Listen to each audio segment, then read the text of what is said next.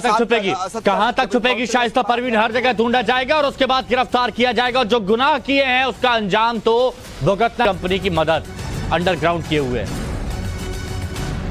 विनोद बने हुए हमारे साथ। विनोद, कंपनी शाइस्ता की मदद कर रही है और डी कंपनी ने शाइस्ता को अंडरग्राउंड किया है। एक तो बुर्का तो पहचान नहीं हो पा रही और दूसरी डी कंपनी अंडरग्राउंड करने में मदद कर रही है और इसलिए अब तक पकड़ से बाहर है।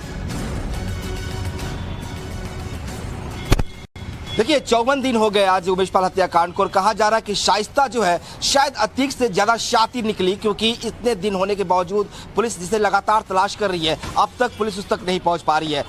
वजह अलग अलग हो सकती हैं। लगातार ये जो एसटीएफ के अधिकारी दावा कर रहे हैं कि वो बुर्का नशी है, बुर्का में रहती है, इसलिए उसको पहचान पाना बहुत मुश्किल हो रहा है।